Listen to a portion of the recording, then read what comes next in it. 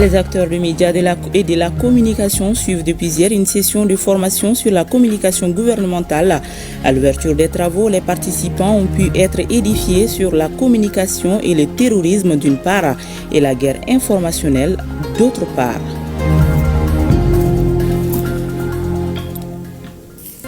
Le président de l'UCLEI s'est rendu hier à la Cité des enfants à la rencontre des scolaires. Objectif, informer et sensibiliser sur le phénomène de la corruption. C'est à la faveur de la semaine de la jeunesse contre la corruption.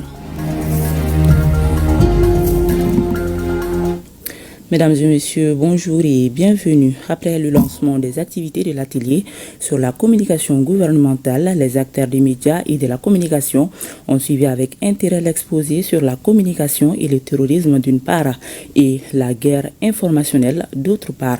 On fait le point avec Aridou Matina.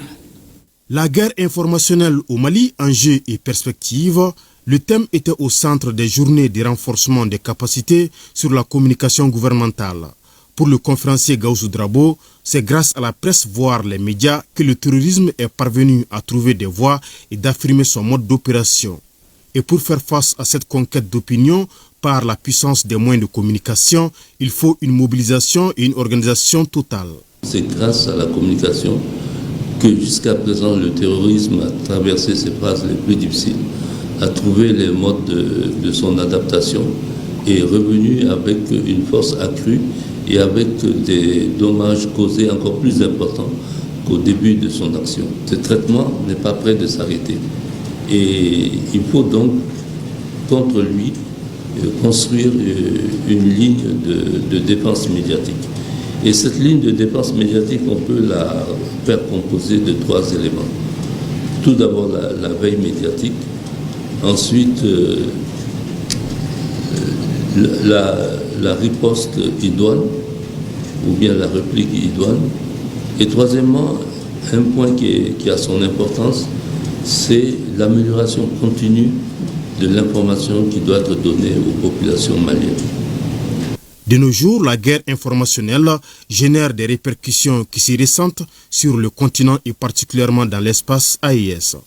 En ce qui concerne la bataille informationnelle telle qu'elle se pratique au Mali, on pourrait dire qu'elle était inévitable. Elle était inévitable par le fait que les 3 pays de l'ADS ont choisi une voie particulière pour affirmer leur souveraineté et que cette voie particulière n'est pas, disons, du goût de tous les partenaires. Et elle est encore moins du goût des forces hostiles intérieures. Et donc, c'est parmi les armes choisies, c'est l'attaque informationnelle à travers les médias et à travers une prolifération d'informations douteuses. Concernant le panéliste camerounais Jules Donché, auteur d'un ouvrage sur la guerre informationnelle, son exposé était orienté vers la communication et le terrorisme. Selon lui, l'émergence du phénomène est due aux médias qui n'ont pas pu jouer concrètement leur rôle pour empêcher les terroristes de parvenir à leur fin. Par essence, le terroriste, qu'est-ce qu'il cherche? Il cherche le spectacle, il cherche la mise en scène, il cherche à impressionner, il cherche à faire peur. Et s'il n'y a pas de relais de ces actes de terreur, il n'existe pas. C'est pour ça que vous verrez que généralement, les terroristes vont même jusqu'à donner des informations à leur relais de communication avant de frapper. En vue d'éradiquer le fléau, il est nécessaire de se remettre en cause et de changer de narratif de traitement. Nous devons nous poser la question de savoir comment traiter une information liée aux terroristes. Moi, je le disais hier, lors de mon intervention, à Vox Africa, nous avons pris le pari de dire on ne fait plus écho des attentats terroristes. C'est un pari risqué. Sauf que vous me répondrez, qu'est-ce que vous mettez à la place? Parce que la nature ayant horreur du vide, il va falloir quelque chose. Et en plus, si vous êtes les seuls à le faire, ça ne change pas grand-chose, puisque les autres médias vont forcément en parler. Donc je pense que ce séminaire nous donne l'opportunité de réfléchir, d'autant plus qu'il y a un déséquilibre criard entre l'écho qu'on donne aux actes terroristes et les exploits de nos forces armées sur le terrain. La guerre de l'information demeure un véritable défi qui nécessite absolument des moyens. La communication a un coût. On ne peut pas communiquer sans pour autant mettre les moyens à la disposition de ceux-là qui peuvent bien faire la communication. Donc il y a ce problème. Il y a non seulement le problème d'accès à l'information, tant qu'il y a ces deux problèmes-là, difficilement les médias au niveau de nos différents pays peuvent jouer les rôles. Des informations sensibles et relevantes de l'outil de défense sont devenues des moyens de comédie populaire. C'est pourquoi j'invite mon ami Jules Conté à se renseigner encore sur la manière dont on est en train de gérer la guerre informationnelle au Mali, et c'est désagréable. Le combat de la guerre informationnelle au Mali, pour le gagner, il faut que l'État s'investisse en la matière, non seulement avec les médias, mais avec sa population même. Il faut beaucoup d'accès à l'information. Deuxième chose, il faut que les médias soient outillés et qu'ils soient mis dans les conditions aussi liées en termes de formation qu'en termes de moyens économiques et financiers pour pouvoir assurer leur part de la guerre de l'information. La guerre de l'information, ça se fait avec les moyens. Les deux sujets développés sur la guerre informationnelle lors de cette rencontre ont permis aux participants en tant qu'acteurs des médias et de la communication de cerner le nombreux défis et de réfléchir sur de nouvelles approches liées au traitement de l'information terroriste. Je le disais, le président de l'OCLEI était à la Cité des Enfants à la rencontre des scolaires, histoire de les informer et sensibiliser sur le phénomène de la corruption. L'activité s'inscrit dans le cadre de la semaine de la jeunesse contre la corruption. Aliou Abdoulaye Touri. Pour amorcer un changement positif, il faut une prise de conscience collective au sein de la jeunesse. Une raison suffisante pour l'OCLEI d'initier les scolaires à la lutte contre la corruption. Je crois que c'est le meilleur choix pour discuter de tels thèmes avec les enfants. Nous sommes en phase parce qu'une des missions principales de la Cité des Enfants, c'est contribuer à l'éducation civique et morale des enfants. Et je crois que parler de corruption, lutter contre la corruption, fait partie des valeurs morales de notre société. On fait beaucoup de sensibilisation par rapport à la corruption. Déjà à la maison, je sais qu'avec les papas, les tantis, les grands-parents, on nous dit de ne pas faire de telles pratiques, de ne pas voler, de ne pas mentir. Tout est en lien. Voler, mentir, déjà, quand tu mens déjà, ça veut dire que tu vas voler et tu seras corrompu. Les échanges ont essentiellement porté sur la mauvaise gestion des ressources de l'État. Quand il y a fraude, les dispensaires ne sont pas construits ni équipés comme il faut. Donc déjà, à la naissance, l'enfant rencontre les conséquences de la corruption. Vous voyez, aujourd'hui, vous êtes beaucoup dans des écoles privées. Il y a quelques années, au Mali, il n'y avait pas d'école privée au primaire, ni même au secondaire. Mais aujourd'hui, il y a beaucoup plus d'écoles privées que d'écoles publiques. C'est d'une certaine manière la conséquence de la mauvaise gestion des ressources de l'État. Parce que cette mauvaise gestion a réduit les capacités de l'État et ne lui a pas permis de continuer à prendre en charge l'éducation de ses enfants. Rappelons que c'est pour la 9e fois consécutive, l'OCLEI s'attelle à un tel exercice conformément à ses visions de barrer la route à l'enrichissement illicite. Fin des assises nationales de la jeunesse en Sardine. Pendant 3 jours, les jeunes Ansar ont organisé des ateliers dans toutes les localités du pays sur plusieurs thématiques. Dossier Babadjara. Ils sont plus d'une centaine de participants venus de toutes les régions du Mali à prendre part à la clôture de ces assises nationales. Une cérémonie qui intervient après un atelier de 2 jours dans leurs localités respectives. Ils représentent ici plus de 4000 comités des 105 sections de l'association Ansardine à travers les pays. Ces jeunes se sont mobilisés pour échanger sur 5 thématiques, notamment le leadership et gestion des conflits, la solidarité et gestion des projets sociaux concrets, l'engagement civique pour la paix et le rôle de la jeunesse pour assurer la continuité de l'association Ansardine nationale. On a donné comme idée bannir les mauvais comportements, reconnaître votre erreur si vous en êtes fautif. Thématique D. solidarité et projets sociaux concrets, l'organisation des journées de travaux d'intérêt public, aider les nécessités et les personnes en situation de difficulté, la création d'une source de revenus pour la jeunesse malienne. Plusieurs personnalités et responsables des regroupements des jeunes ont participé à cette rencontre de fin des travaux. Les thèmes que vous avez portés tout au long de ces assises, notre engagement, c'est de rendre un Mali de paix et de prospérité. N'est pas qu'un simple slogan. C'est un appel à la responsabilité.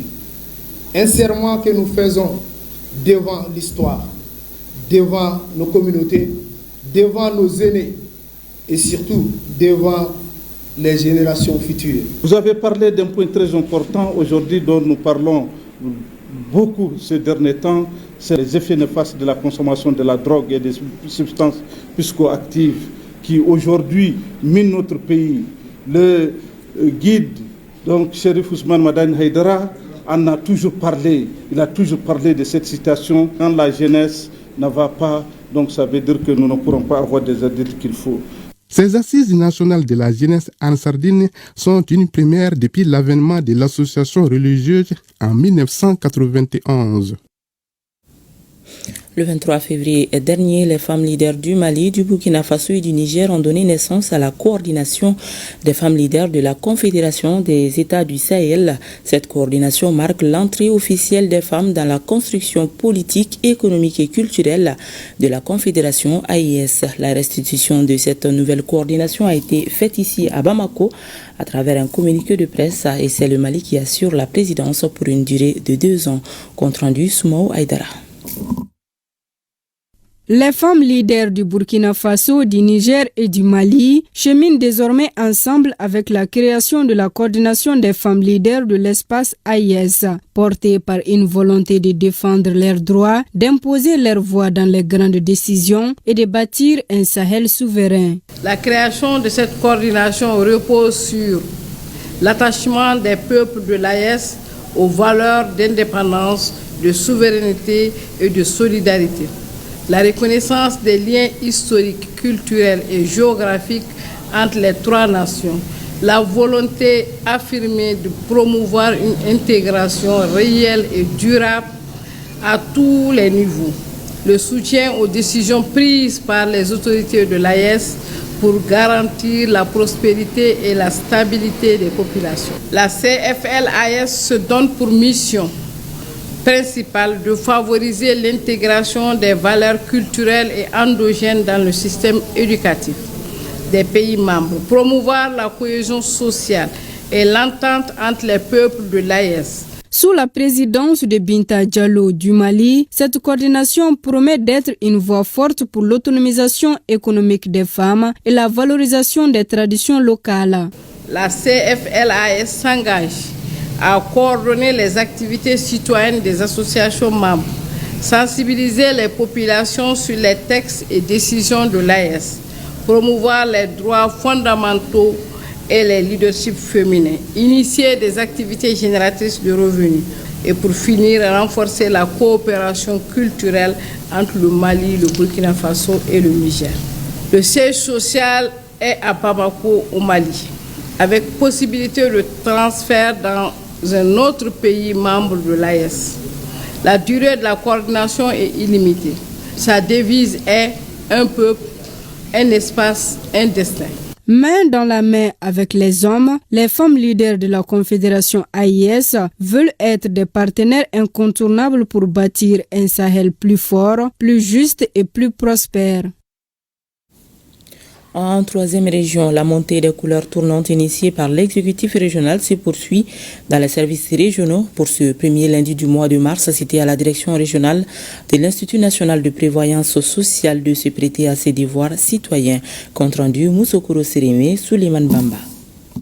Un drapeau qui s'élève sous l'intonation de l'hymne national et avec lui, la fierté et l'esprit d'une administration publique unie dans la discipline et le civisme.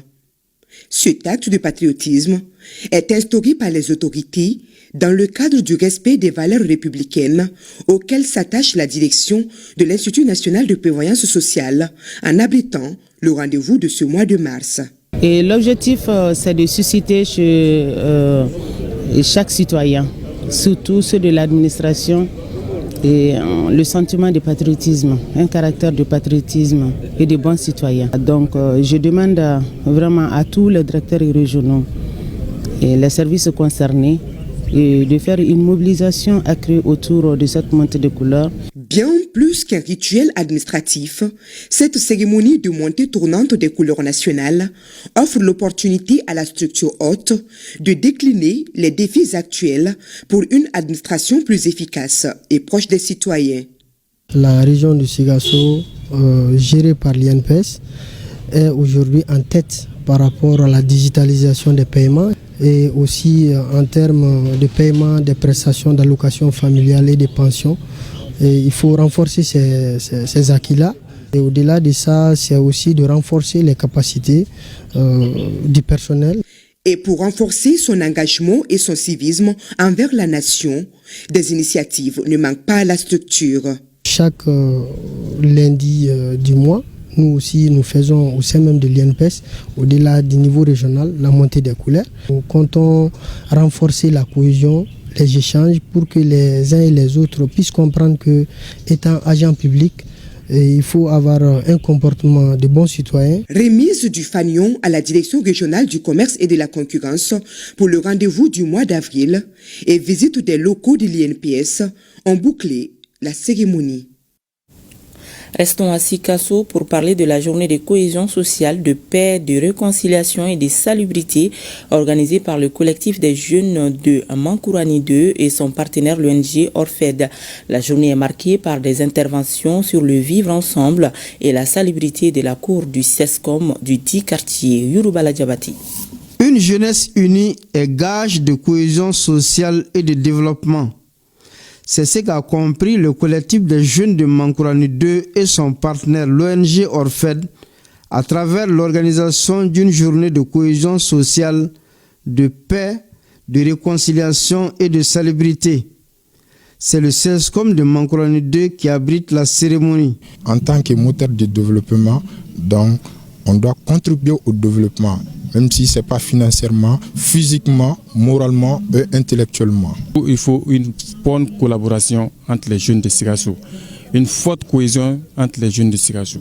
Parce que sans une bonne collaboration, il sera très difficile aussi de contribuer au développement de Sikasso.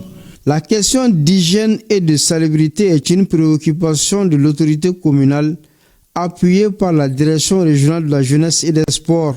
Quand les jeunes vont se mobiliser comme ça dans la ville, ça va vraiment beaucoup améliorer la cohésion sociale au sein de nos quartiers, au sein de la ville et pourquoi pas au sein de tout le Mali. C'est notre souhait que toute la jeunesse se prépare à aider la commune parce que Sikasso étant bien indexé déjà par sa propriété, nous tenons à ce que les jeunes s'organisent pour au moins faire ces visions même de la ville sur le plan sanitaire. Cette journée d'échange autour de la cohésion sociale, de la paix et de la réconciliation est marquée par plusieurs interventions, des interventions axées sur le vivre ensemble animées par les membres du Récotrad. La salubrité de la cour du CESCOM a mis fin à la cérémonie. Les populations vulnérables de la commune de Sokoura dans le secteur de Mopti ont bénéficié d'une importante quantité de vivres d'un coût de 70 millions de francs CFA. Ces dons des natifs du terroir va contribuer à soulager la souffrance des bénéficiaires durant le mois béni de Ramadan. On en sait plus avec Boubacar Sankari et Suleiman Tepsugui. L'opérateur économique d'Emayata Say fait parler son cœur en ce mois béni de Ramadan à l'endroit des personnes déplacées internes et de la communauté haute de la commune de Sokoura. Il leur a offert 100 tonnes de riz et 50 tonnes de sucre. Le donateur lui-même, il est issu d'une famille très large et qui a toujours œuvré pour le bonheur des uns et des autres. Chaque année, il fait la même chose et cette année, quand même, il a voulu impliquer non seulement les déplacés, les familles d'accueil et les leaders religieux qui sont de la commune. Cette opération qui a coûté 70 millions de francs CFA va contribuer à amoindrir la souffrance des bénéficiaires en ce mois béni de Ramadan. Demba n'est pas à sa première donation. Il a déjà fait des dons à Mopti et ailleurs. Toute la population de Sokoura par ma voix les remercie pour ces gestes de solidarité. Nous sollicitons d'autres appuis de sa part. Depuis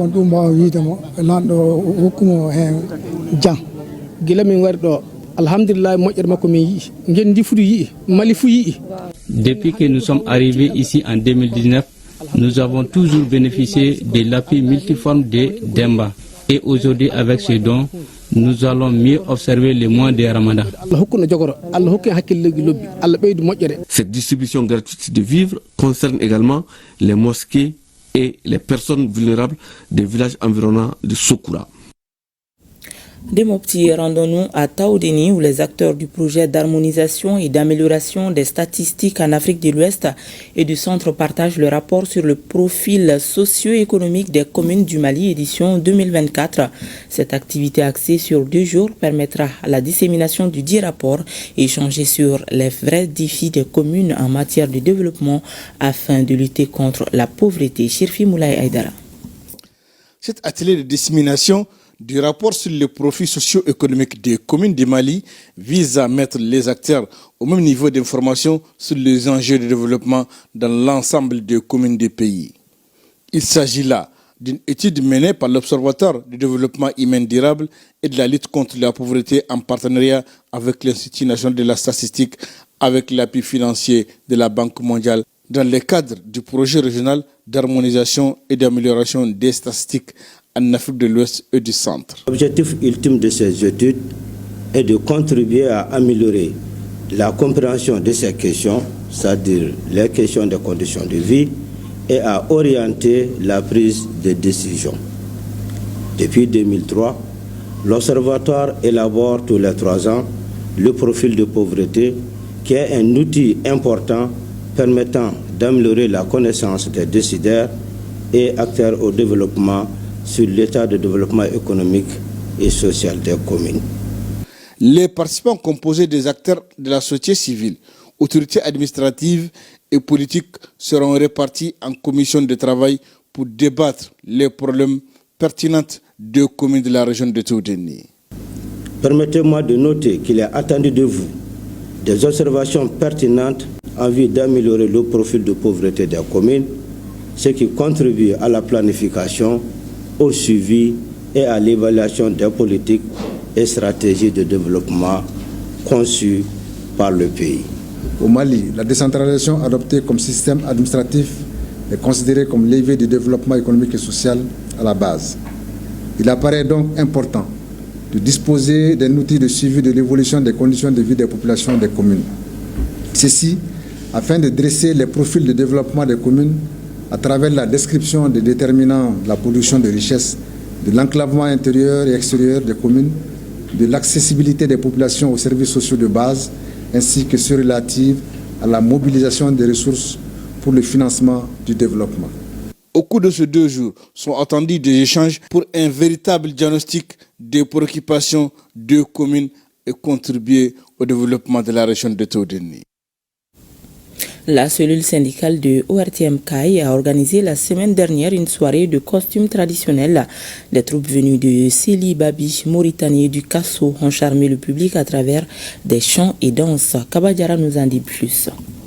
En lieu et place de l'élection Miss ORTM CAI, édition 2023-2024, la cellule syndicale de la station régionale FMTV de CAI a organisé cette soirée culturelle dénommée Soirée de costumes traditionnels, afin de mettre en valeur notre diversité culturelle, mais aussi et surtout divertir la population comme elle en a l'habitude chaque année. Nous avons vu une prestation des morts, nous avons vu des prestations de Kassonké, ainsi de suite, mais également nous avons vu tous les gens qui ont préparé cette soirée se sont habillés de façon traditionnelle. Ça a été une très belle soirée artistique, culturelle. Nous avons vu notre région dans sa diversité culturelle, où toutes les ethnies sont presque présentes ici à travers des manifestations. Habillés en tenue traditionnelle, lesquelles reflètent notre diversité culturelle, les Maures et les Kasonké à travers de belles chansons folkloriques tirées de leurs terroirs respectifs et accompagnées du son des tam-tams, calébasses entre autres, ont émerveillé le charmant public.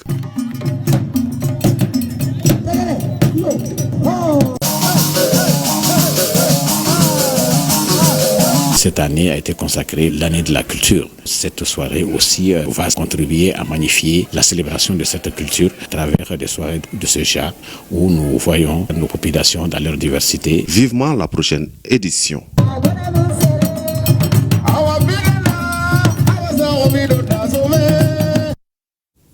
Et point final donc à cette édition. Merci de l'avoir suivi. À demain 13h s'il plaît à Dieu.